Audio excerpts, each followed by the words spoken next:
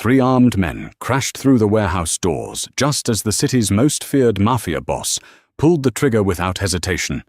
The gunfight erupted so violently that even veteran capos dove for cover.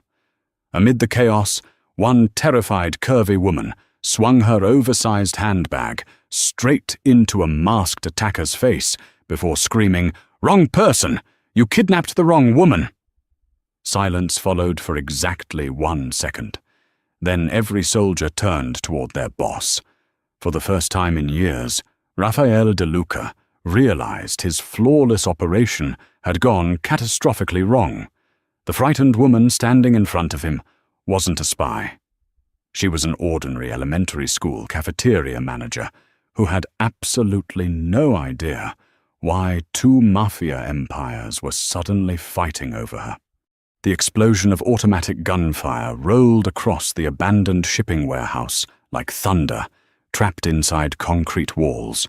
Bullets shredded wooden crates. Dust drifted through broken skylights. Spent shell casings bounced across the floor with metallic echoes. Rafael De Luca never flinched. His charcoal black suit remained immaculate despite the chaos surrounding him. Every movement was calm. Every command precise. North entrance. 2 soldiers immediately shifted positions. Roof. A hidden sniper disappeared before he could squeeze the trigger again. Secure the package. 3 armed guards instinctively formed a protective circle around the frightened woman standing near the loading dock. Madison Brooks had never been more confused in her life. Only 30 minutes earlier, she had been finishing inventory at Jefferson Elementary School. She had spent nearly an hour arguing with a supplier over frozen chicken nuggets.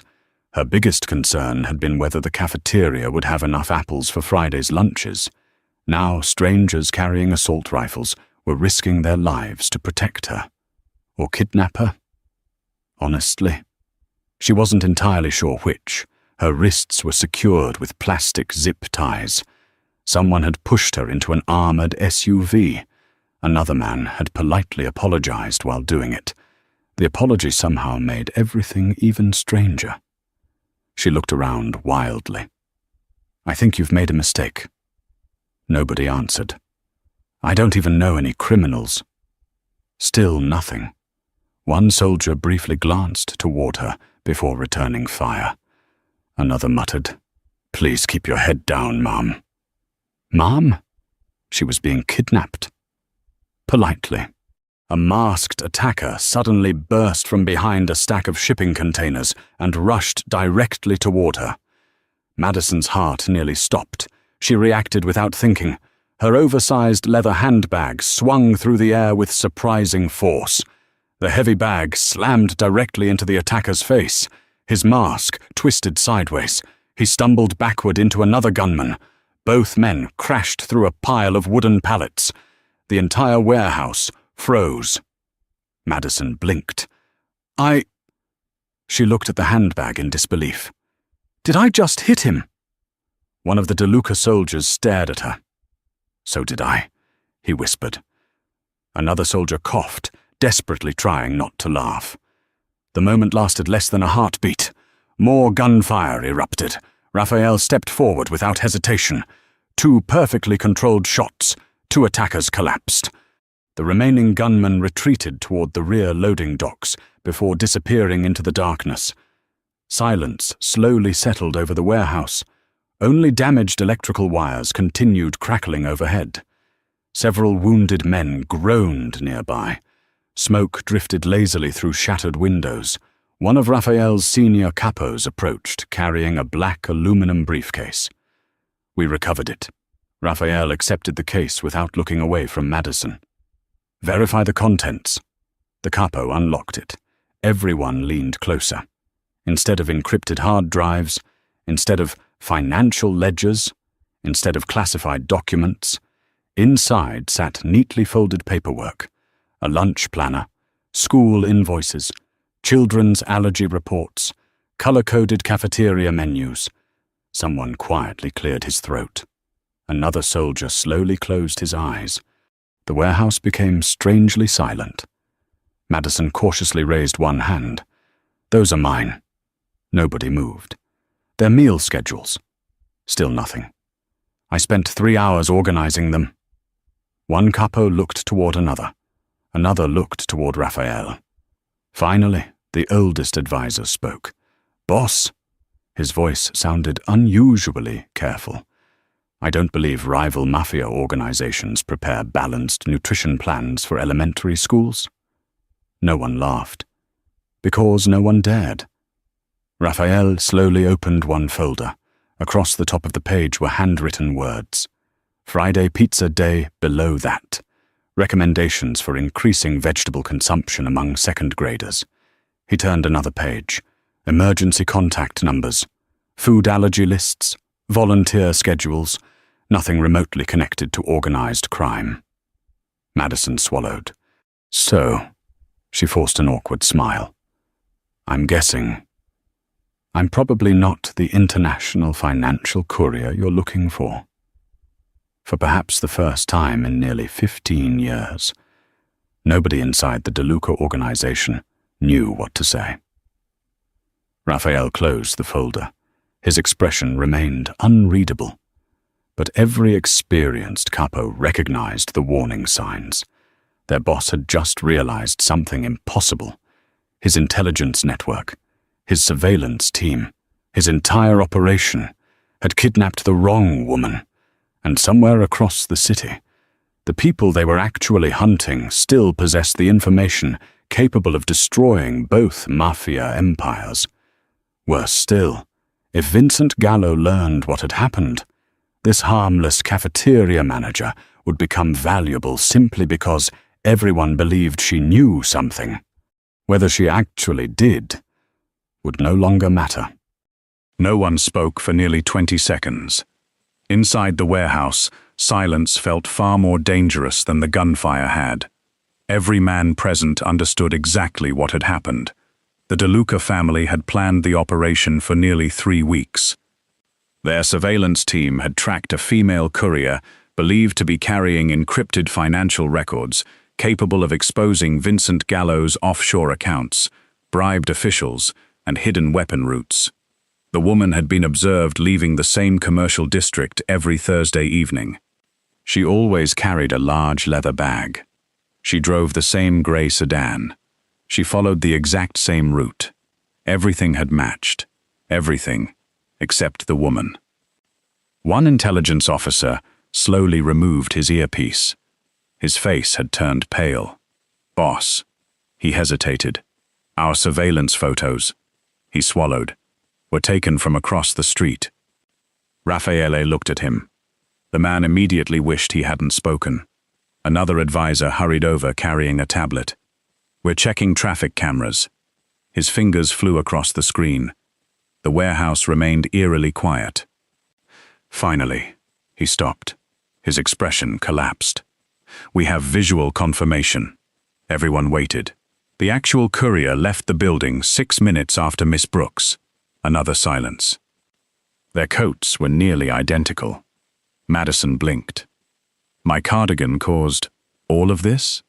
The advisor nodded weakly. "You both carried oversized bags." She looked down at her beige cardigan. "I bought this because it was on sale." No one knew how to respond. One younger soldier whispered under his breath, "We almost started a gang war over department store discounts." The older capo beside him elbowed him sharply. "Not now, but definitely not now." For a brief moment, Madison forgot she had been kidnapped. She looked around the warehouse, then quietly asked, "So, does this mean I can go home?" Every experienced mafioso avoided looking at her. Raffaele finally answered, "No." The single word landed like a stone. Madison's hopeful smile disappeared. "I understand you're frightened." His voice remained calm. "But releasing you now would likely get you killed." She frowned. "I work in a school cafeteria. I've never even had a speeding ticket. What possible reason would anyone have to hurt me?" The oldest capo sighed. "Because they think you know something. I don't. They won't believe that." Madison opened her mouth. closed it again, opened it once more. I literally know chicken casserole recipes. They'll assume you're lying. I know how to remove ketchup stains. They'll think it's code. I alphabetize canned vegetables. They'll probably assume that's code too. Several soldiers looked down to hide reluctant smiles. Even in the middle of disaster, this woman somehow kept making people want to laugh. Raffaele noticed. He wasn't amused. He was analyzing. Most civilians reacted to danger with panic. Some froze. Others screamed. Madison did something entirely different. She talked. Constantly. Not because she enjoyed hearing herself speak. Because speaking seemed to steady her heartbeat. Interesting. The observation lodged quietly in his mind. One of the security officers interrupted. We intercepted radio traffic. Everyone focused on him. Gallows people believe we successfully extracted the courier. Another pause. They're mobilizing. Estimated response? Less than an hour. The warehouse suddenly felt much smaller. One advisor spoke carefully. If they believe she has the records, he glanced toward Madison. They'll never stop hunting her. Another capo nodded. They'll watch her apartment, her workplace. Anyone she speaks to. They'll assume she's hiding evidence. Madison slowly raised one tied hand. Question. The room turned toward her. If I explain I'm just responsible for school lunches. No one answered. She sighed. I was afraid you'd say that. 40 minutes later, a convoy of armored SUVs left the warehouse under heavy escort. Madison sat in the middle vehicle. 2 soldiers occupied the seats beside her. Neither looked older than 30. Both carried rifles almost as long as their legs. The silence became unbearable. So, neither man responded. My name's Madison. Still silence. I make excellent macaroni and cheese. Nothing. I also bake cinnamon rolls. The soldier nearest the window finally glanced toward her. My grandmother used to bake cinnamon rolls. His partner immediately frowned. Don't encourage conversation. I'm just saying. No. Madison smiled gently. I promise I'm not trying to escape. I actually get carsick. Both soldiers looked confused. What? In armored vehicles. Almost on cue. The SUV hit a pothole. Madison immediately covered her mouth. Oh no! The driver looked into the rearview mirror. Seriously? She nodded miserably. I warned you. The convoy came to an abrupt stop several minutes later. One deeply frustrated bodyguard climbed out, carrying bottled water and motion sickness medication. Another muttered, I've protected senators. I've protected foreign diplomats. I've never had to stop a tactical convoy because the hostage was nauseous. Madison accepted the water with embarrassed gratitude. I'm really sorry. The guard scratched the back of his neck. It's okay. Then, almost involuntarily, he added, My daughter gets carsick too. Madison smiled. What grade? He blinked. Second. Tell her peppermint candies sometimes help. The guard nodded before realizing he had just accepted parenting advice from the woman they had kidnapped. Nearly an hour later, enormous iron gates opened. Beyond them stood the DeLuca estate. Madison expected something resembling an ancient castle. Instead, she found a breathtaking blend of old-world architecture and modern security. Elegant stone buildings surrounded carefully maintained gardens. Security cameras tracked every movement. Armed guards patrolled discreetly. Luxury and danger existed side by side. As she stepped from the SUV, dozens of employees paused to stare. Housekeepers, gardeners, kitchen staff, private security. No one spoke aloud, but whispers spread almost immediately. Who's she? New witness? Government negotiator? No. I heard she's the woman boss risked everything to capture. Madison leaned toward the nearest guard. I wish someone would explain that to me. He almost smiled. Almost. Inside the mansion, Raffaele walked straight toward his private office. His chief advisor caught up with him. "We've confirmed Miss Brooks has absolutely no criminal record." "I assumed as much." "Elementary school employee." "I know. Volunteers every Saturday." Silence. "Organizes food drives." Another silence. "She once received an award for community service." Raffaele finally stopped walking. "What about family?" "Parents deceased. No siblings. Few close relatives. Financial situation? Stable. Modest. No unusual activity." The advisor hesitated before adding, "Boss. She's exactly who she says she is." Raffaele looked through the office window toward the front courtyard. Madison stood awkwardly between two heavily armed guards. She looked impossibly out of place. A cheerful woman, wearing comfortable sneakers, standing inside one of the most heavily protected mafia estates on the East Coast. He had built an empire by eliminating uncertainty. He trusted preparation, precision, information. Yet one mistake, one ordinary woman, threatened to unravel everything. Down in the courtyard, Madison looked up at the massive mansion, then quietly asked the nearest guard, "This may sound like a strange question." He waited. "But has anyone here eaten dinner yet?" The guard frowned. "What? If everyone skipped lunch because of the shooting?" She looked around at the exhausted faces surrounding her. "You're all probably starving." The guard simply stared. He had expected fear, anger, crying. Instead, the kidnapped woman seemed worried that her kidnappers hadn't eaten. He had absolutely no idea what to do with that information. The following morning, Madison woke, expecting to find bars on the windows. Instead, soft sunlight filtered through linen curtains. The bedroom was larger than her entire apartment.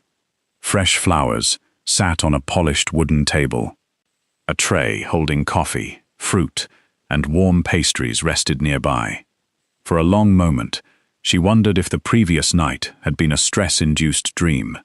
Then she noticed the armed guard standing outside the open bedroom door. Right. Definitely not a dream. She slowly walked into the hallway. The guard straightened immediately. "Good morning, Miss Brooks." She gave him a confused smile. "Am I a prisoner?" He hesitated. "Technically, but you're serving breakfast.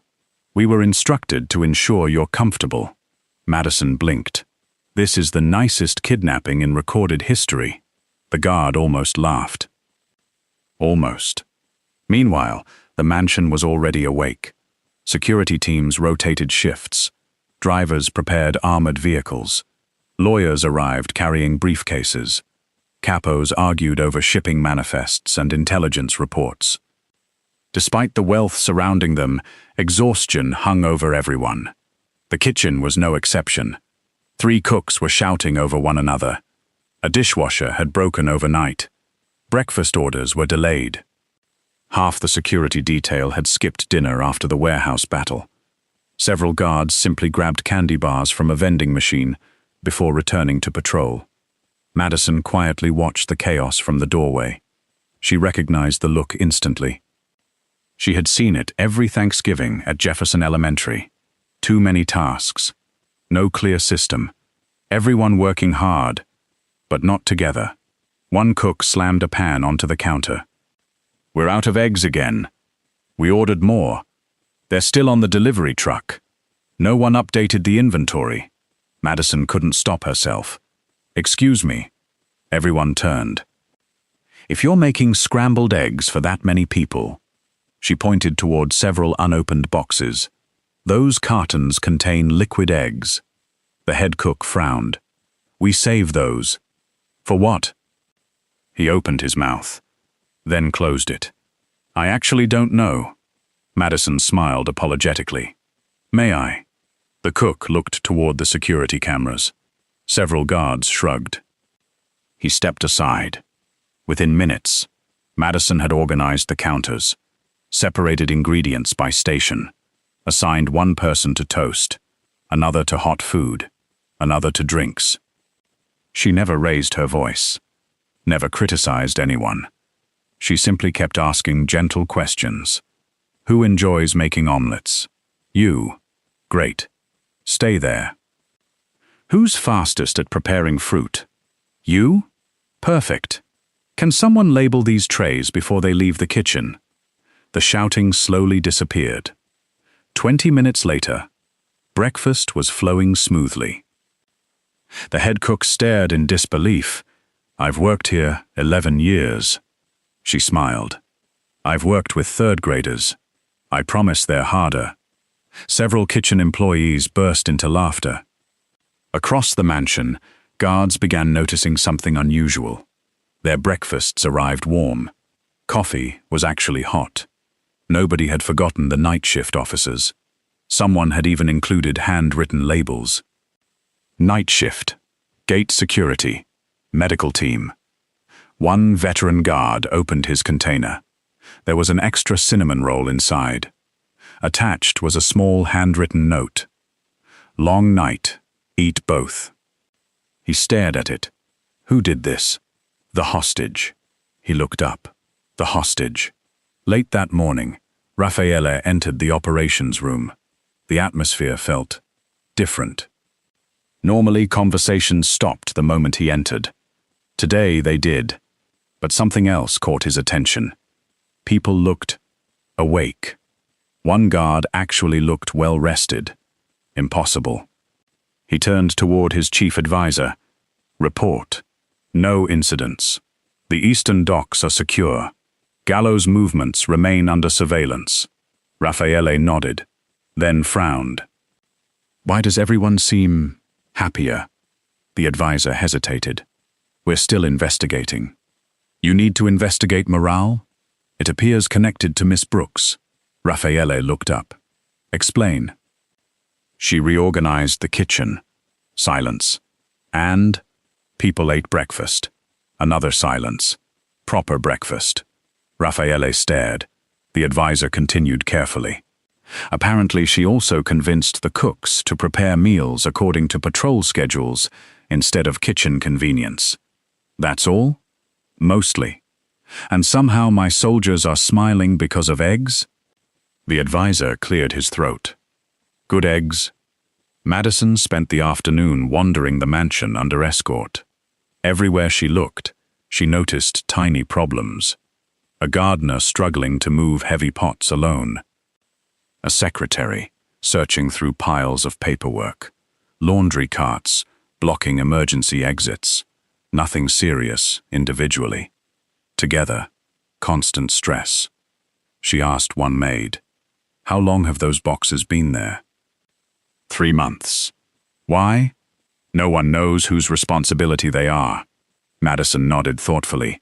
Happens everywhere. At the school, she had learned something simple. People rarely ignored problems because they were lazy. Usually, they believed someone else would eventually solve them. By evening, several guards found themselves eating dinner together instead of separately. One frowned. Didn't we always have enough tables? Another looked around. We did. So why didn't we use them? No one had an answer. Madison quietly did. She had simply moved the furniture. That night, Raffaele reviewed financial reports in his office. A knock interrupted him. Enter. His oldest capo stepped inside. There has been another development. If this concerns breakfast again. It does. Raffaele slowly lowered his pen. I'm listening. The maintenance crew voluntarily stayed 2 extra hours. Why? They wanted to finish repairs before tomorrow. They've never done that. I know. And? They said Miss Brooks thanked them. Silence. She thanked them?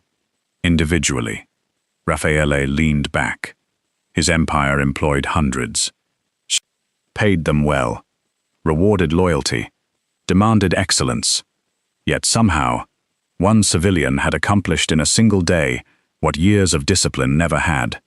People wanted to help because they felt appreciated. It made absolutely no sense. Or perhaps it made perfect sense. He simply had never considered it. Later that evening, Madison found herself standing alone on a balcony overlooking the estate gardens. She wrapped her cardigan tighter against the cool breeze. Footsteps approached behind her. She turned. Raffaele. For several moments, neither spoke. Finally, he asked, "Why are you doing this?" She looked confused. Doing what? Helping? You owe us nothing. She looked out across the gardens. I know. Then why? Madison smiled softly. When people are tired, they make mistakes. When they're hungry, they argue. When they feel invisible, they stop caring. She glanced back toward the brightly lit mansion. I can't fix everything, but I know how to make tomorrow a little easier than today. Raffaele studied her face. No fear, no manipulation, no hidden agenda, only quiet sincerity. It was a language completely foreign to the world he had spent decades building. For the first time in years, the Ice King found himself without an immediate answer. Behind a nearby window, two young guards secretly watched the conversation. One whispered, "Is the boss having a normal conversation?" The other shook his head slowly. "I don't know, but I think the hostage is winning." A week passed. No one officially changed Madison's status. She was still, technically, a protected hostage. But somewhere between breakfast schedules, handwritten thank-you notes, and late-night conversations with exhausted staff, the word hostage had quietly disappeared. Now everyone simply called her Miss Brooks. Every morning, Raphael followed the exact same routine. He woke before sunrise, reviewed overnight security reports, spent 2 hours studying shipping routes, financial statements, and intelligence updates, ignored breakfast, drank black coffee, started meetings. It had been that way for nearly 20 years. On Monday morning, it changed. As he entered the conference room, he found something unexpected waiting beside his stack of documents: a neatly wrapped sandwich, a bottle of water, a small yellow sticky note. "You skipped breakfast yesterday.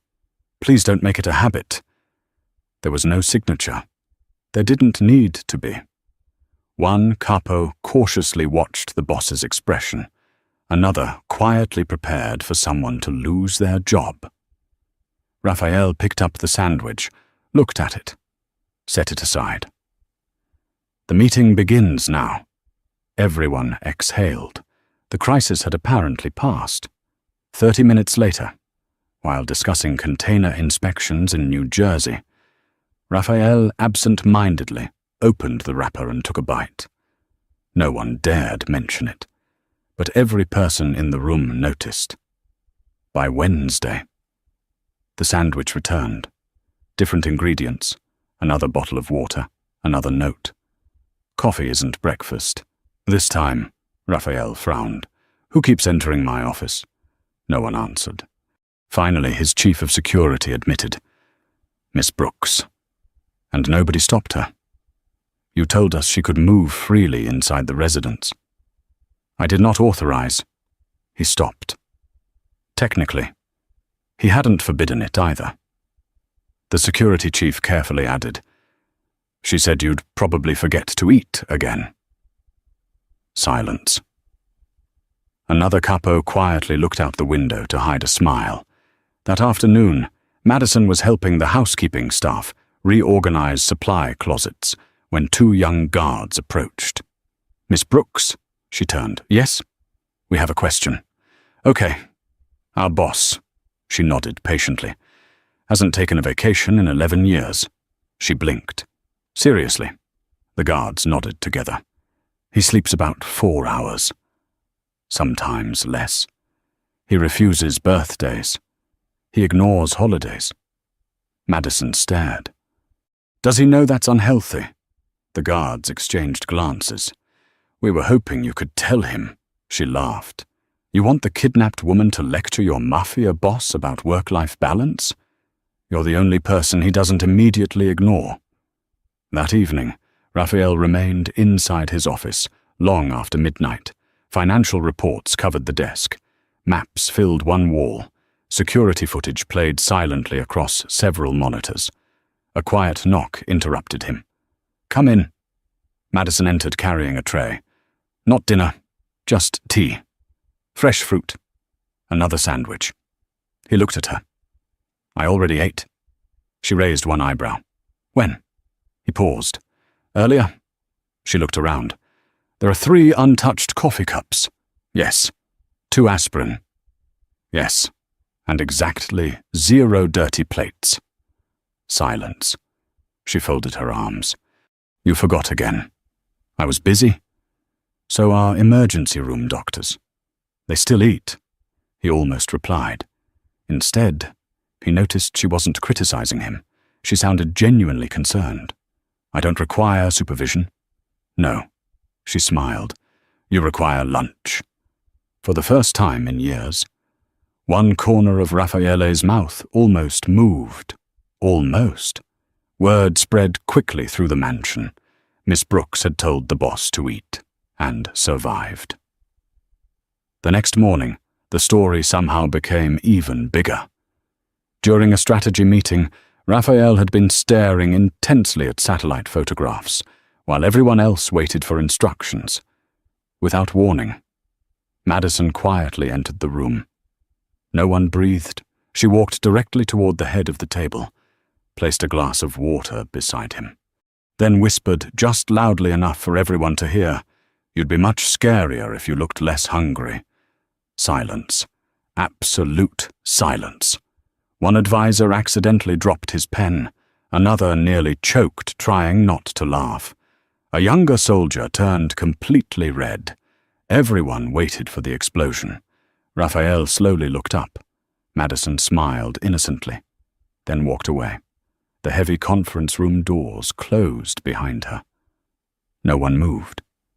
Finally, Raphael picked up the glass, drank the water, continued the meeting as though nothing unusual had happened. Across the table, 3 capos stared at one another in disbelief. One silently mouthed, "Did that actually happen?" Another nodded. "I think we're all still alive." Over the following days, small miracles continued. The boss began leaving his office for dinner. Not every night, but often enough for people to notice. He occasionally asked kitchen staff whether supplies were running low. He even thanked a mechanic after a difficult repair. The mechanic spent the rest of the week convinced he had imagined it. Madison, meanwhile, remained blissfully unaware that she was slowly rewriting the culture of one of the most feared criminal organizations on the East Coast. To her, these weren't revolutionary changes. They were common courtesy. One afternoon, she found 2 guards arguing over patrol assignments. Instead of choosing sides, she asked, "When was the last time either of you had a day off?" The room became quiet. 3 weeks. 24 days. She frowned. "No wonder you're both grumpy." Later that evening, the revised schedule reached Raphael's desk. He studied it carefully. Patrol coverage had actually improved. Fatigue had decreased. No security gaps existed. He called his operations chief. "Who prepared this rotation?" "Miss Brooks. She's never managed armed security." "No." "Then how?" The chief smiled slightly. "She said organizing guards isn't very different from organizing lunch duty." For reasons he couldn't explain, that answer made perfect sense. One rainy evening, Madison found Raphael standing alone beneath the covered terrace overlooking the gardens. The rain fell steadily across the stone courtyard. Neither spoke for a while. Finally she asked, "Do you ever get tired?" He answered honestly, "Yes." "So why don't you rest?" "Because people depend on me." She nodded. "They depend on you tomorrow, too." He looked at her. "You think leadership is simple?" "No." I think people confuse being indispensable with being exhausted. The words lingered. He had negotiated billion-dollar deals, survived assassination attempts, outmaneuvered rival families. Yet somehow, a cafeteria manager had just challenged an idea he had believed his entire adult life. She stepped beside him. "You know something?" "What?" "When I first started working at the school, I thought the children needed perfect lunches." He listened. "But they didn't. They needed someone who cared enough to keep showing up." She smiled. "I think adults are exactly the same." For several long moments, only the sound of rain filled the silence. Behind the dining room windows, a handful of guards secretly watched. One whispered, "I think the boss is smiling." Another narrowed his eyes. "No." A third guard leaned closer to the glass. "Wait. He actually is." It wasn't a broad smile, barely more than the faintest softening around his eyes. But for the men who had followed Rafael de Luca through wars, betrayals, and bloodshed, it was something they had never expected to witness, and none of them realized that this quiet transformation was about to become the greatest weakness Vincent Gallo had ever hoped to exploit. Nearly 3 weeks after the failed warehouse operation, the De Luca estate had settled into an unfamiliar rhythm. The tension had not disappeared. The danger certainly hadn't. But something inside the mansion had changed. Security guards greeted kitchen staff by name. Housekeepers laughed during lunch. Mechanics no longer ate alone beside the garage. Even the oldest capos reluctantly admitted that morale had never been stronger. None of them credited better weapons or larger salaries. The credit belonged to one woman who still insisted she wasn't supposed to be there. Unfortunately, someone else had noticed. Hundreds of miles away, Vincent Gallo stood inside his private office, staring at surveillance photographs spread across a polished mahogany table. One photograph showed Madison speaking with gardeners. Another captured her delivering coffee to exhausted night shift guards. A third showed Raphael standing beside her on the mansion terrace. Vincent tapped that photograph. Again.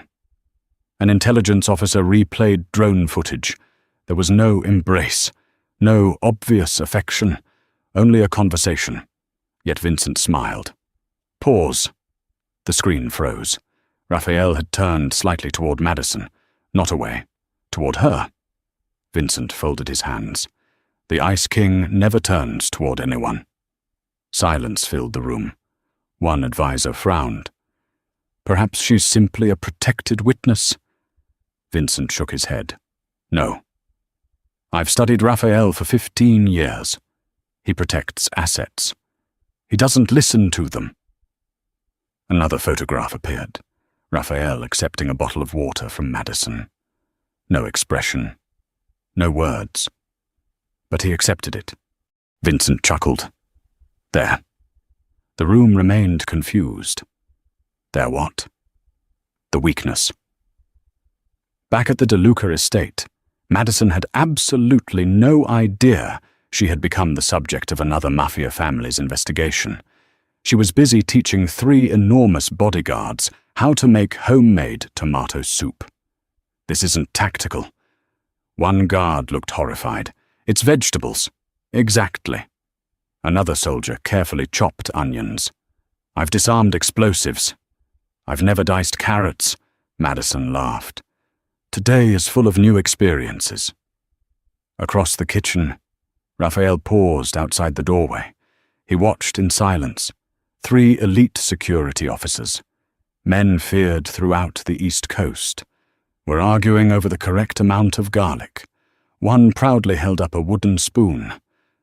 I think I'm improving. The head chef nearly fainted. The piece ended the following afternoon. An armored convoy returning from the Eastern Docks radioed headquarters. Vehicle disabled. Repeat. Disabled. Ambush confirmed. Inside the command center, alarms immediately sounded. Capos rushed toward tactical stations. Large digital maps illuminated the walls. Raphael entered without running. He never ran. Report. 12 attackers. Professional. They ignored the cargo. What did they take? A long pause. The communications officer removed his headset slowly. They kidnapped 4 employees. The room froze. Who? 2 mechanics. 1 accountant. 1 kitchen assistant. Raphael's expression darkened. None of those people carried strategic value. Unless a secure phone rang. The communications officer answered. His face immediately drained of color. He handed the receiver to Raphael. It's Vincent. Raphael accepted the call. What do you want? Vincent sounded almost cheerful. I wanted to congratulate you. For what? I've finally discovered your favorite hostage. Silence. I have 4 innocent people. They'll remain perfectly healthy. For now, what are your terms? Simple. Trade Madison Brooks. The operations room became deathly quiet. Vincent continued. Bring her alone. You receive your employees. Refuse. Another pause. And every hour someone disappears forever. The line went dead. For several seconds, no one moved. Finally, one senior capo spoke. It's a trap. Obviously. We can't surrender Miss Brooks. No. Another advisor added. If Gallo learns she's emotionally important, he'll never stop using her. Raphael nodded once. Prepare a rescue operation. No negotiations. Orders immediately flew across the room. Snipers, reconnaissance teams, medical units, escape routes. Within minutes, the mansion transformed into a military headquarters. Everyone focused on one objective. Bring their people home. Except one person had overheard nearly everything. Madison stood unnoticed outside the partially open conference room door. She hadn't intended to listen. She had only come to ask whether anyone wanted dinner. Instead, she learned that 4 innocent employees had been kidnapped because of her. She quietly backed away before anyone saw her. Her hands trembled. The mechanic who always waved every morning. The shy accountant who collected mystery novels. The kitchen assistant who had taught her an old family pasta recipe. They weren't soldiers. They had families, children, parents waiting at home. She whispered to herself, this isn't fair. That evening, the mansion became unusually quiet. Weapons were cleaned, vehicles fueled, body armor distributed. Madison sat alone in the small library. She kept replaying Vincent's demand. Trade Madison. Save everyone. Simple, except... She knew Raphael would never agree. Not because he was stubborn, because he believed protecting people was his responsibility. She understood something he didn't. If she voluntarily surrendered, no one else would need to choose. Shortly after midnight, the rescue convoy departed through the front gates. Dozens of vehicles disappeared into the darkness. No one noticed a small delivery van leaving through the service entrance 15 minutes later. Inside sat Madison. Beside her was only one elderly groundskeeper. He had tried to stop her. She had smiled sadly. I'm not asking for permission. I'm asking for directions. 40 minutes later, the rescue teams surrounded an abandoned riverside factory, identified as Gallo's temporary holding site. Raphael studied the building through binoculars. Thermal. Multiple heat signatures. Hostages alive. Snipers? At least 4. Before anyone could continue, one scout sprinted toward the command vehicle. Boss? What? We found another vehicle. What vehicle? The scout looked genuinely alarmed. Miss Brooks. Raphael turned so quickly that even his closest advisors hesitated. What about her? She came here. Every capo stared. Alone. Silence. Absolute silence. For perhaps the first time in his entire criminal career. Rafael De Luca completely lost his composure. "What did you say?" The scout pointed toward the factory. "She's already inside." Rafael didn't answer. He simply reached for his rifle and walked toward the entrance. The operation had instantly changed. It was no longer only about rescuing hostages. Now, the woman who had accidentally transformed his entire world had willingly walked into the hands of the most dangerous man on the East Coast. And for the first time, every capo following behind him understood something they had only whispered about until now. Their boss was no longer fighting merely to win a war. He was fighting to bring Madison Brooks home. The abandoned riverside factory echoed with the slow drip of water from rusted pipes. Broken machinery cast long shadows across the concrete floor. Vincent Gallo stood beside the captured employees with complete confidence. His men occupied every catwalk, every entrance, every elevated position. He wasn't expecting a negotiation. He was expecting victory. Madison stood several feet away with her hands raised. She had come voluntarily. Not because she believed she could outsmart criminals, but because she couldn't bear the thought of innocent people suffering because of her. Vincent studied her with open curiosity. "So, this is the famous Madison Brooks." She managed a nervous smile. "I'm afraid I'm considerably less famous than your people seem to think." He laughed. "I've heard quite a lot about you. I mostly organize lunch schedules. You also changed Raffaele De Luca." She blinked. "I don't think anyone can change another person." Vincent smiled coldly. "Then explain why the coldest man on the East Coast suddenly protects a cafeteria manager." Madison didn't answer because she wasn't sure she knew the answer herself. Outside the factory, the De Luca rescue team silently moved into position. Snipers settled onto nearby rooftops. Medical units waited behind armored vehicles. Every radio remained silent. Raffaele studied the factory through a thermal scope. One bright silhouette stood apart from the others. Madison. She wasn't hiding. She was standing between Vincent and the frightened employees. His jaw tightened. One capo quietly asked, "Orders?" Raffaele never looked away. "Nobody fires until the hostages have cover." "And Miss Brooks?" Another long pause. "She comes home." There was no hesitation, no qualification. Every man present understood exactly what those three words meant. Inside. Vincent slowly circled Madison. "You had the opportunity to escape." "I know." "You came here willingly." "Yes." "Why?" She looked toward the frightened employees. "They have families. So do you." She smiled sadly. "Not really. I live alone. I work in a school. My students would miss me. But these people..." She glanced toward the mechanic from the estate. "Their children are waiting for them tonight." For the first time, even several of Vincent's own men exchanged uncertain looks. One quietly lowered his eyes. Madison wasn't bargaining for herself. She was bargaining for strangers. A sudden vibration interrupted the silence. One of Vincent's guards rushed forward. "Boss!" "What?" "Movement outside."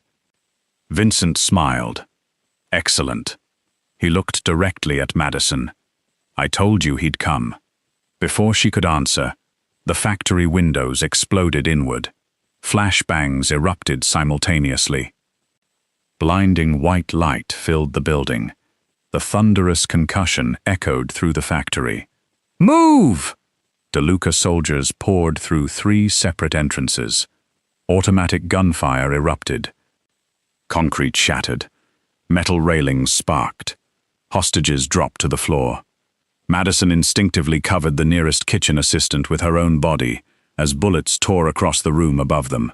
She squeezed her eyes shut. The battle became pure chaos. Raffaele advanced through the smoke with astonishing precision. Every movement remained controlled. Every shot deliberate. One attacker emerged from behind a conveyor belt. 2 shots. Down. Another appeared on the upper catwalk. A sniper eliminated him before he could fire. Capos pushed steadily forward. Within moments, Vincent's defensive line began collapsing. Realizing defeat was approaching, Vincent stepped backward toward an emergency exit. Then he saw Madison helping one of the hostages to safety. A cruel smile spread across his face. If I can't keep my leverage... He raised his pistol. I'll destroy yours. Time seemed to slow. Several soldiers shouted, "Boss!" Madison turned. She saw the weapon, but she couldn't move quickly enough. Without thinking, Raffaele abandoned the concrete pillar that had been protecting him. He crossed the open floor, wrapped both arms around Madison, and shielded her with his own body. The gunshot echoed. The impact spun him sideways. Madison gasped. "Raffaele!" Before Vincent could fire again, 3 DeLuca marksmen struck simultaneously. His weapon flew from his hand. He collapsed to the ground as tactical teams rushed forward and secured the area. The battle was over. For several terrifying seconds, Madison could only stare. Raffaele remained standing. Barely. The bullet had struck his armored vest, knocking the breath from his lungs and bruising several ribs. She grabbed his shoulders. "You idiot!" Every capo froze. No one, absolutely no one, had ever called Raffaele DeLuca an idiot. Madison's eyes filled with tears. "You left cover. You could have died." He looked at her quietly. "Yes." "Why?" His answer came without hesitation. "Because I wasn't willing to lose you." Silence settled across the factory. Around them, veteran capos looked at one another in disbelief. For years they had followed a man who never revealed weakness. Now, he had declared it in front of everyone. Several weeks later, the DeLuca estate hosted the largest gathering of senior advisors in family history. The war with Vincent Gallo had ended. His organization had collapsed. Legitimate businesses were expanding. Security had stabilized. The atmosphere felt lighter than anyone could remember. Madison quietly stood near the back of the room, convinced she would finally be thanked and sent home. She had even packed her suitcase. Raffaele stepped before the assembled capos. His voice carried effortlessly through the hall. "For many years, I believed strength meant never making mistakes." He paused. "I was wrong." Every person listened. "The greatest mistake I ever made," he turned toward Madison, "was kidnapping the wrong woman." Soft laughter spread through the room. Madison covered her face, half embarrassed and half amused. Raffaele continued, "The greatest decision I ever made was refusing to let her leave." The room became completely silent. Madison blinked rapidly, trying not to cry. Finally, she laughed through her tears. "So, does this mean I'm officially unemployed as your hostage?" Even the sternest capos burst into laughter. For the first time in years, Raffaele smiled openly. "No. I was hoping you'd accept a promotion." She tilted her head. "To what?" He walked toward her. "My partner." The applause that followed shook the hall. Months later, the DeLuca Foundation announced its newest division, Community Programs. Madison Brooks accepted the position of director. Instead of managing only one elementary school cafeteria, she now oversaw nutrition initiatives, scholarships, employee family support, and charitable outreach funded entirely through the family's legitimate businesses. The mansion itself slowly changed. Children of employees played safely in the gardens. Family dinners became common. Birthdays were celebrated. Holiday meals filled the dining hall. The soldiers developed a running joke. If the boss is in a bad mood, give him to Miss Brooks. She'll feed him. One afternoon, a nervous new recruit quietly asked an older capo, "Is it true the boss kidnapped his own wife?" The veteran laughed so hard he nearly dropped his coffee. No, he kidnapped the wrong woman, and somehow found the right future.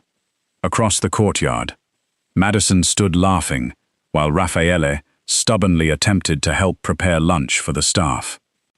Flour covered his expensive black shirt. Vegetables had somehow ended up on the floor. The kitchen staff struggled to hide their amusement. Madison gently took the wooden spoon from his hand. For a mafia boss, you're hopeless in the kitchen. He leaned closer with a smile that only she ever saw. Good. It gives me an excuse to keep needing you. She laughed. So that's your strategy. It worked once. It did. Around them, employees smiled as they returned to work. The mansion that had once been known only for fear had become known for something far rarer: loyalty. Kindness, hope, and every person who lived there understood the same simple truth. The most powerful change the DeLuca Empire had ever experienced did not come from a new weapon, a new alliance, or another victory in war. It began the day a frightened cafeteria manager accidentally hit a masked gunman with an oversized handbag and taught the coldest mafia boss in the city that even the strongest leaders— "Naomi!" She didn't answer. A silver serving tray crashed onto the marble floor, its sharp echo cutting through the mansion. Another maid dropped to her knees beside her. "Call an ambulance." Someone fumbled for a phone. Someone else began crying.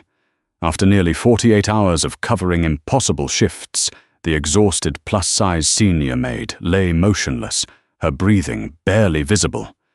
No one knew what to do. Then, a calm voice sliced through the panic. "Move!" Every servant stepped aside without hesitation. Every bodyguard lowered his head. The master of the Marino estate walked straight toward her, ignoring the expensive tuxedo waiting for the charity banquet. He lifted Naomi gently into his arms. A senior bodyguard hurried forward. "Sir, I'll carry her." Luca Marino never slowed. "No." She collapsed, serving my family. "I'll carry her." The entire mansion fell silent. No one had ever seen Chicago's most feared mafia boss hold anyone with such unmistakable care. The private emergency entrance of St. Gabriel Medical Center had never seen so many black luxury SUVs arrive at once. Doctors and nurses exchanged startled glances as security personnel quietly secured the hallway without creating unnecessary panic. They all recognized the man walking through the sliding doors: Luca Marino, the billionaire chairman whose charitable donations had funded an entire pediatric wing. Few knew the truth behind his composed expression. Fewer still realized that every physician in the hospital understood one unspoken rule. If Luca Marino personally carried someone into the emergency room, that person's life instantly became the hospital's highest priority. "She's severely dehydrated," one emergency physician said while directing the trauma team. "Blood pressure is dangerously low. Pulse is unstable. Prepare IV fluids immediately." Naomi never regained consciousness.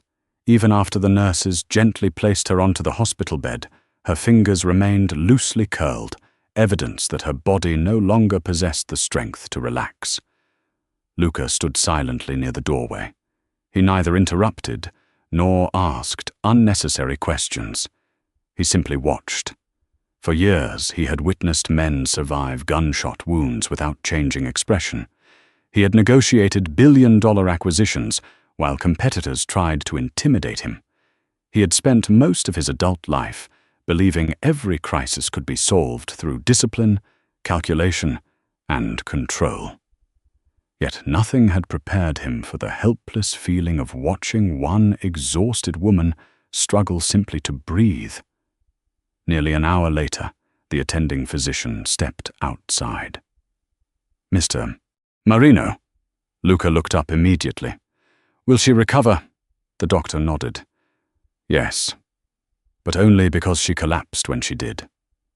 Luca remained silent. The physician continued carefully. Another 12, perhaps 24 hours of this workload. He paused. I'm not sure her body could have survived it. For the first time in years, Luca felt genuine fear. Not the fear of losing money. Not the fear of betrayal. Not even the fear that followed dangerous negotiations. This was different. It was the quiet terror that arrives when someone who had always seemed dependable suddenly becomes frighteningly fragile. Inside the room, machines monitored Naomi's heartbeat with steady electronic rhythm. Outside, Luca removed his phone. His executive assistant answered before the second ring. Cancel today's board meeting. Yes, sir. And tomorrow's. A brief silence followed. The European investors have already... They can wait. The charity banquet rehearsal? Cancelled.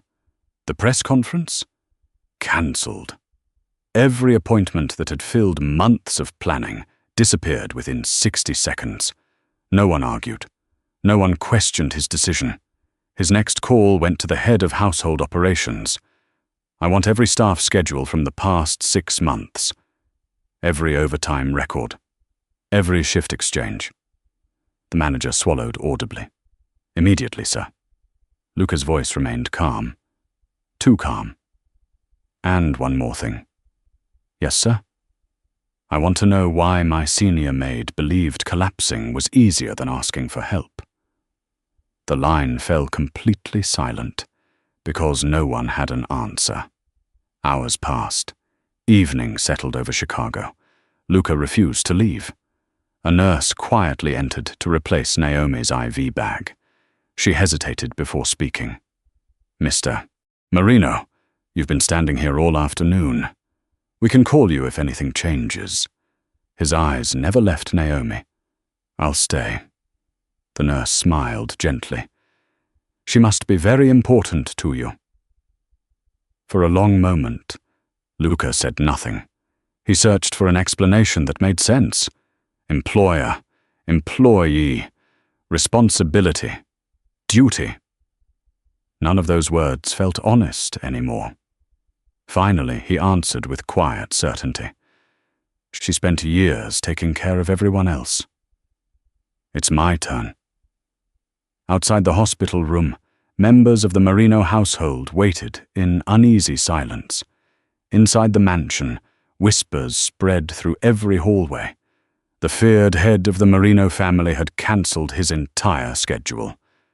Not for a political leader, not for a billionaire investor, not for an emergency involving his empire, but for one exhausted maid who had worked herself almost to death serving his family.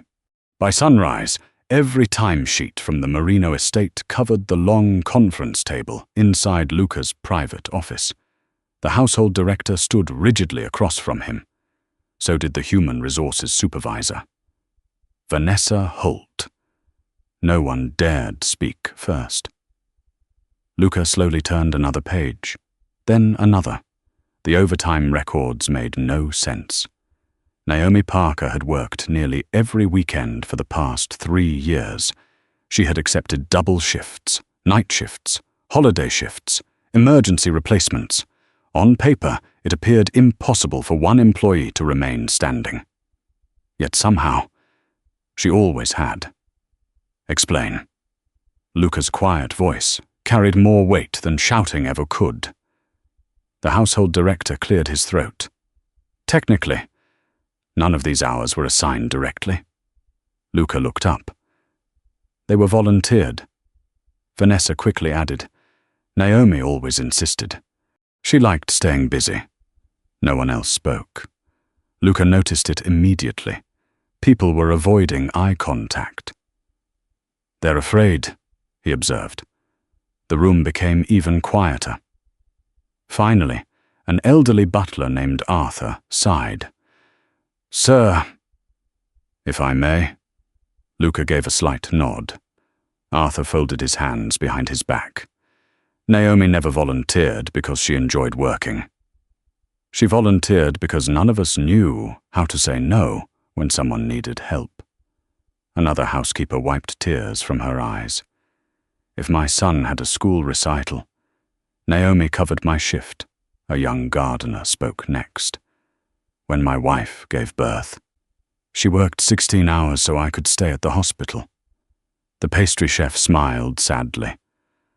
When I burned my arm last winter, she prepared breakfast for the entire estate before starting her own duties. One memory after another filled the room. Not dramatic sacrifices, small kindnesses, repeated thousands of times, the kind that slowly become invisible because everyone begins expecting them. Then Arthur chuckled softly. There was another habit. Luca raised an eyebrow. Arthur smiled. Every morning around 6. We'd find a fresh breakfast outside your office. Luca frowned slightly. I assumed Chef Marco prepared it. The chef laughed. I wish I could take credit. It was Naomi. Luca stared at him. Every day. For almost a year. Another maid couldn't help smiling. She always complained that you skipped breakfast. A security guard added with a grin. She even made little notes. He reached into his pocket before remembering he no longer had them. They usually said things like, "Coffee isn't breakfast. Drink water today. Please sleep before midnight for once." Even Arthur laughed. The amazing part wasn't the notes. It was your reaction. Luca looked genuinely confused. My reaction?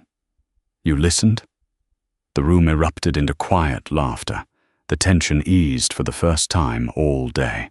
The chef nodded enthusiastically. If Naomi left fruit, you ate fruit. If she replaced coffee with tea, you drank tea. If she wrote, "One sandwich isn't enough," you finished every bite. Luca blinked. I never thought about it. Arthur smiled knowingly. Exactly. You obeyed without realizing who you were obeying. For a man whose orders influenced corporations, politicians, and powerful men across Chicago, it was somehow a senior maid who quietly changed his daily habits. No arguments, no negotiations, just gentle reminders written on folded pieces of paper. The laughter faded as another folder reached Luca's hands. Medical reimbursement requests. He opened the first document. Stroke rehabilitation, physical therapy, speech therapy, weekly transportation, patient, Richard Parker, relationship, father. Luca continued reading. Every extra dollar Naomi earned disappeared into medical bills.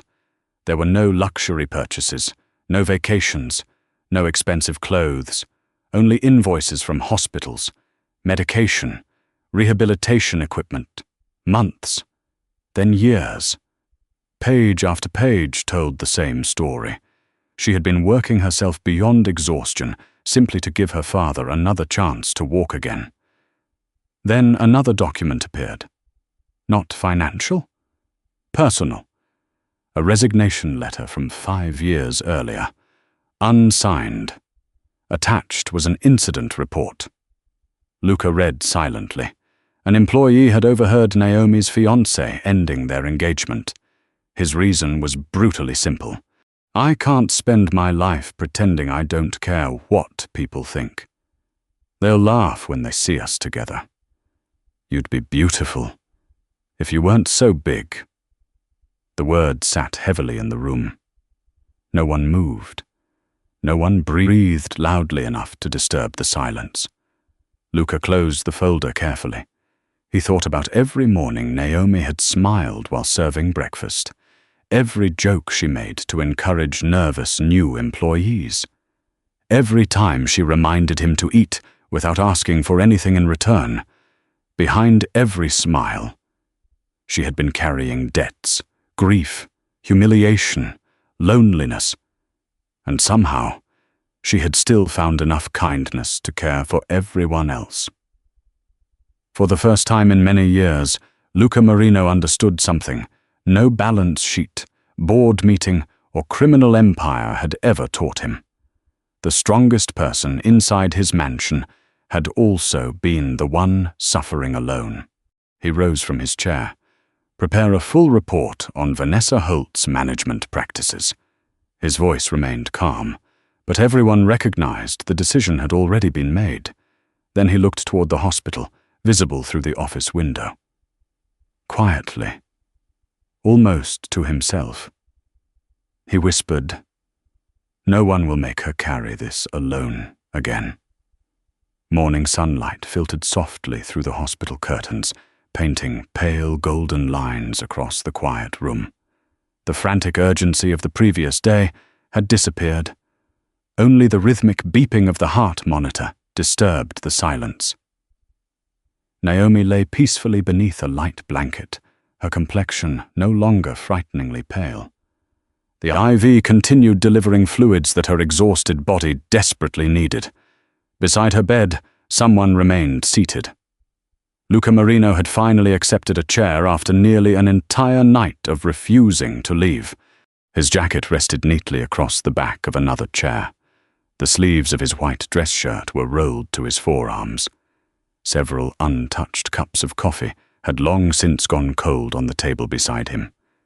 Ironically, the woman who had spent months reminding him not to live on coffee alone had unknowingly prevented him from drinking a single cup since she collapsed. He was reading another medical report when he felt the slightest movement. Naomi's fingers twitched. A nurse standing outside noticed immediately. "Mr. Marino, I think she's waking up." Luca quietly stood. Naomi's eyelashes fluttered.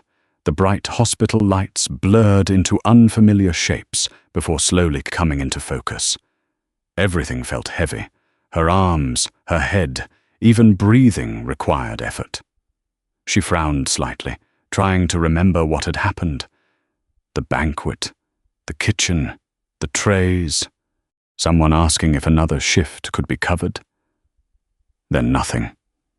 Instinctively, she searched for something steady, something reassuring. Without fully opening her eyes, her hand reached weakly across the blanket. Warm fingers met hers. She wrapped her hand around them without thinking. The touch felt calm, safe, grounding.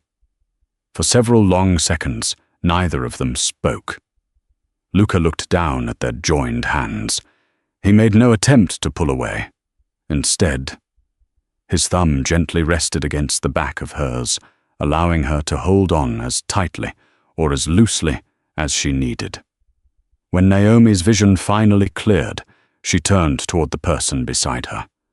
Recognition came instantly. Her eyes widened. "Mr. Marino?" She looked down. Only then did she realize whose hand she was holding. A deep blush spread across her cheeks. "Oh, I'm so sorry." She released him immediately, trying to push herself upright. The sudden movement made the room spin violently. Luca stepped forward before she could lose her balance. "Easy." His voice was low. "Calm." "The doctor said you shouldn't sit up too quickly." Naomi froze. Instead of asking why she was in the hospital, instead of asking how long she had been unconscious, her first words were exactly what Luca expected. "I'm sorry. My shift, the banquet. I didn't finish preparing the—" "Naomi." She stopped speaking. For the first time since she had opened her eyes, Luca looked directly into hers. "You apologized for collapsing." He paused just long enough for the words to settle. "Before asking how you were." The room became impossibly still. "That tells me everything I need to know." Naomi lowered her gaze. "I caused everyone trouble." "No," his answer came immediately. "You worked until your body failed." "Those are not the same thing." Her eyes shimmered. Nobody had ever corrected her like that before.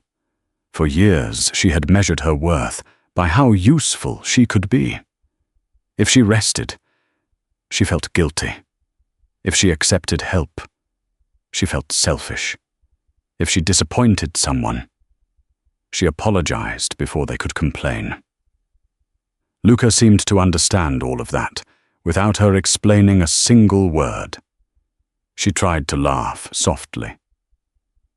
I guess I wasn't as strong as I thought. He shook his head. That's where you're wrong. She looked at him, puzzled. The strongest people usually collapse in silence. They spend so long carrying everyone else. They forget they're allowed to become tired. A tear escaped before Naomi could stop it. She quickly wiped it away, embarrassed. I'm sorry. This time, Luca almost smiled. There you go again. Another apology. She laughed through her tears, a quiet, genuine laugh that neither of them had expected. Outside the room, Olivia Marino had arrived only moments earlier.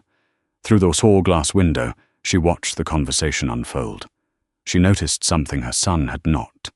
Since Naomi opened her eyes, Luca had not once looked at his phone, not once asked about the cancelled meetings, not once mentioned business. His entire attention remained fixed on the woman sitting in the hospital bed. Olivia smiled to herself. For years, she had wondered whether her emotionally guarded son was capable of letting someone into his carefully controlled world. Now she had her answer. He already had. He simply hadn't realized it yet. Inside the room, Naomi looked down at her hands. Without thinking, she remembered how warm his hand had felt when she reached for it. She wasn't certain why, but for the first time in many years, the hospital room no longer felt lonely. 3 weeks later, the grand ballroom of the Marino Foundation shimmered beneath crystal chandeliers. Chicago's most influential business leaders, philanthropists, politicians, and media personalities gathered beneath the historic ceiling, celebrating another record-breaking fundraising gala. The evening marked Naomi's first appearance since leaving the hospital. She almost hadn't come. Only after Olivia Marino personally visited her apartment had she reluctantly agreed. You've spent years helping everyone celebrate, Olivia had told her warmly. Tonight, let someone celebrate you. Even so, Naomi felt painfully out of place. Her navy blue evening gown was elegant, but simple. Unlike the designer dresses surrounding her, it carried no famous label. She quietly reminded herself she was only there because Olivia had insisted. She planned to congratulate the organizers, thank everyone for their kindness, and leave before attracting attention. Unfortunately, someone else had different plans. Vanessa Holt noticed Naomi the moment she entered the ballroom. Dismissal proceedings against Vanessa had already begun after Luca's investigation, but until the board finalized its decision, she technically remained operations manager. Humiliation had slowly turned into resentment, and resentment needed someone to blame. She crossed the ballroom with a polished smile that never reached her eyes. My goodness! Her voice carried just loudly enough for nearby guests to hear. The Miracle Maid has returned. Several conversations paused. Naomi offered a polite smile. Good evening, Ms. Holt. Vanessa ignored the greeting. I suppose collapsing at exactly the right moment has its advantages. A few uncomfortable chuckles echoed nearby. Naomi frowned slightly. I don't understand. Oh, come now. Vanessa folded her arms. You disappear for a few weeks. Suddenly, everyone treats you like some kind of heroine. She tilted her head dramatically. It almost makes people wonder whether you exaggerated the whole thing. The surrounding guests exchanged uneasy glances. Naomi's face lost its color. I wasn't pretending. Vanessa laughed softly. Really? You looked perfectly healthy every day before that. Then suddenly the chairman cancels his schedule, carries you himself, and now you're attending charity galas. What remarkable timing. The whispers grew louder. Naomi could feel dozens of eyes turning toward her. The old familiar feeling returned, the feeling of being judged before anyone bothered learning the truth. She instinctively lowered her gaze. I never wanted attention. Vanessa stepped closer. No. Then perhaps you should stop acting like the victim. Olivia Marino had already begun moving across the ballroom. Several board members followed. Before they could intervene, Vanessa deliberately brushed hard against Naomi's shoulder. The movement looked almost accidental. Almost. Naomi had only recently regained her strength. The unexpected shove threw her off balance. Her heels slipped across the polished marble floor.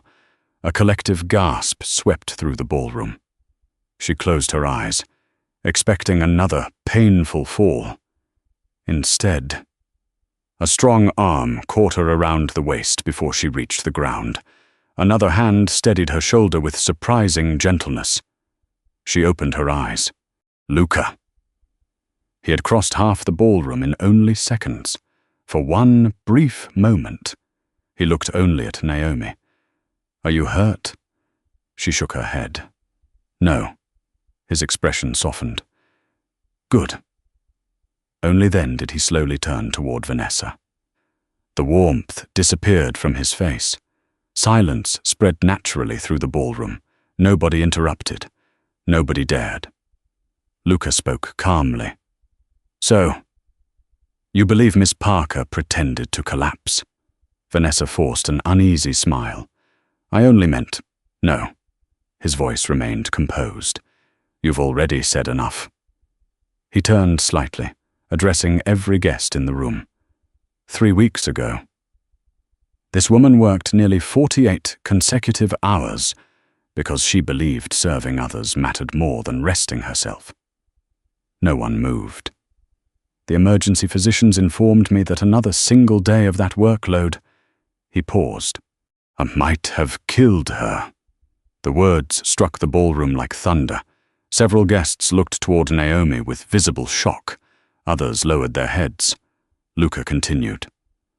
While many people in this room were preparing speeches for this evening, she was quietly covering other employees' shifts, while others enjoyed time with their families.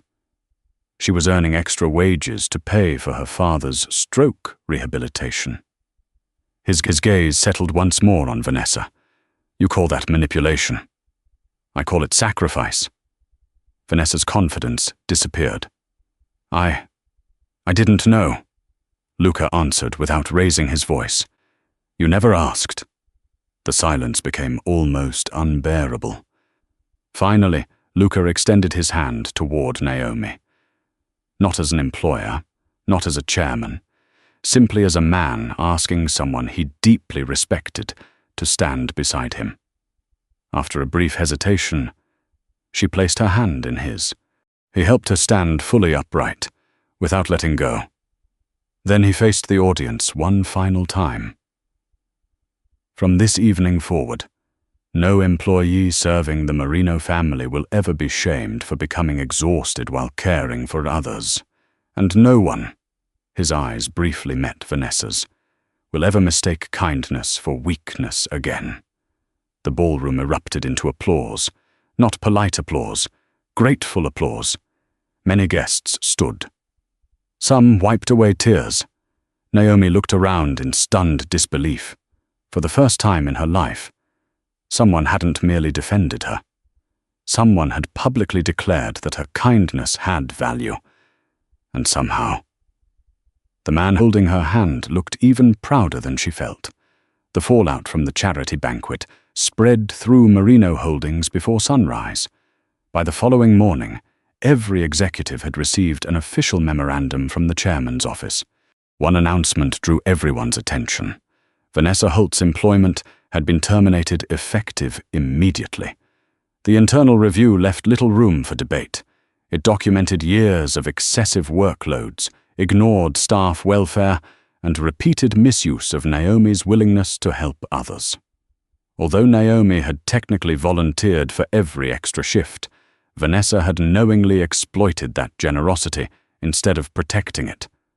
When security escorted Vanessa from headquarters, she glanced back only once. For the first time since joining the company, she realized something she had never understood. A business could replace talent. It could recover lost money. But once kindness disappeared from a workplace, it was almost impossible to bring back. Meanwhile, Luca's investigation did not end with a dismissal. It became the beginning of something much larger. Within 2 weeks, Marino Holdings announced the most comprehensive employee well-being initiative in company history. Mandatory limits on overtime, mental health counseling, paid caregiver leave, emergency financial assistance, quarterly wellness examinations, anonymous reporting systems for workplace abuse. Managers would now be evaluated not only by profits, but also by employee well-being. Executives privately admitted they had never seen Luca personally review so many human resources policies. Every proposal returned, covered with handwritten notes. Reduce maximum consecutive shifts. No employee should fear requesting medical leave. Supervisors are responsible for noticing exhaustion before employees stop functioning. The board quietly understood the truth. None of these policies had begun inside a conference room. They had begun beside a hospital bed. Several weeks later, Naomi returned to the Marino estate. This time, her schedule contained strict limits, personally approved by Luca himself. She protested almost immediately. "Mr. Marino, I'm perfectly capable of working full days again." Luca looked up from the documents on his desk. "I know." She blinked. "But the schedule isn't negotiable." She sighed with playful frustration. "I've never had a boss who insisted I work less. I've never had an employee who believed collapsing counted as productivity." She couldn't help laughing. "You remembered." "I remember everything you choose to forget." The words lingered between them. Naomi lowered her eyes, feeling an unfamiliar warmth rise to her cheeks. Their conversations gradually became easier. Sometimes they shared breakfast together before his meetings. Sometimes they walked through the mansion gardens after dinner, while Olivia conveniently found reasons to stay inside. Neither acknowledged what everyone else had already noticed. The distance between employer and employee had quietly disappeared. One evening, as the sun disappeared behind the Chicago skyline, Luca found Naomi replacing fresh white lilies beneath the portrait of his late grandmother, just as she had done every Sunday for years. She carefully adjusted one flower before speaking without turning around. She must have been very special. Luca nodded. "She taught me that power means very little if people are afraid to tell you the truth." Naomi smiled softly. "I think she'd be proud of you." He looked at her. "I'm still learning." She laughed quietly. "We all are." For several moments, neither of them spoke. The silence felt comfortable, not empty, simply shared. Finally, Naomi took a slow breath. "There is something I've never understood." Luca waited patiently. "Why me?" She turned toward him. "There are women far more beautiful, more sophisticated. They belong in your world." She hesitated. "I clean that world." Her voice remained calm, but years of quiet insecurity lived beneath every word. "I spent most of my life believing dependable women are appreciated." She forced a small smile. "But never chosen." Luca stepped closer. Not enough to overwhelm her, just enough that she no longer felt alone. "Naomi," she looked into his eyes. "I didn't fall in love because you were strong." Her breathing caught. He continued gently. "I fell in love because you kept carrying everyone else." He paused, "until your own heart had nothing left." A single tear escaped down her cheek. He reached out slowly, not to wipe it away, simply to give her the choice. She closed the small distance herself. His fingertips brushed her face with extraordinary care. You reminded me to eat. You reminded me to sleep. You remembered my grandmother. You treated me like a man. Long before you knew what I truly was. His voice grew quieter. The whole world respected my power. You cared whether I had breakfast. Naomi laughed through her tears. I thought someone had to. I'm very glad someone did. For the first time in years, she no longer saw Chicago's most feared mafia boss standing before her. She saw only the lonely man who had spent an entire night beside her hospital bed because he couldn't bear the thought of losing her. Slowly, she slipped her hand into his. This time, neither of them needed an excuse. 6 months later, Marino Holdings no longer looked like the company it had once been. Across dozens of offices throughout Chicago, quiet but meaningful changes had become part of everyday life. Employees no longer felt guilty for taking medical leave. Managers checked on exhausted staff before assigning additional work. Break rooms stayed full. Counselors remained available. Overtime became the exception instead of the expectation. Productivity increased. Staff turnover fell dramatically. Even industry analysts struggled to explain how a corporation had become more profitable after asking its people to work less. Those inside the company already knew the answer. People worked hardest when they felt valued. Standing at the center of those changes was a woman who had once believed her only worth came from saying yes. Naomi Parker now served as Director of Employee Well-Being for Marino Holdings. The title had surprised almost everyone outside the company. Inside the organization, however, no one questioned the appointment. There was no one more qualified to recognize silent exhaustion than the woman who had nearly lost her life, because nobody recognized hers. On the afternoon of the Foundation's annual impact report, journalists gathered inside the renovated conference hall. The event celebrated not financial achievements, but people. Employees shared stories about receiving support during illnesses. Parents spoke about spending time with newborn children instead of fearing lost wages. One longtime groundskeeper smiled as he described finally attending his daughter's graduation after 23 years of missing family milestones. Naomi listened from the front row, her eyes quietly filling with tears. Every story reminded her that the worst week of her life had become the beginning of something that would protect thousands of others. During the question and answer session, one reporter raised a hand. "Mr. Marino?" Luca nodded politely. "You entrusted a former maid with leading employee well-being across one of Chicago's largest companies. What convinced you she was the right person?" The room fell silent. Every camera turned toward him. Luca glanced briefly toward Naomi before answering. His expression softened in the familiar way only she seemed able to inspire.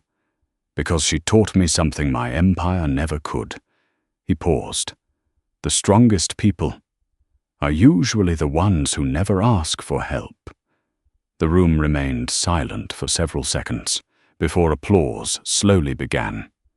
It spread from one table to another until every guest was standing.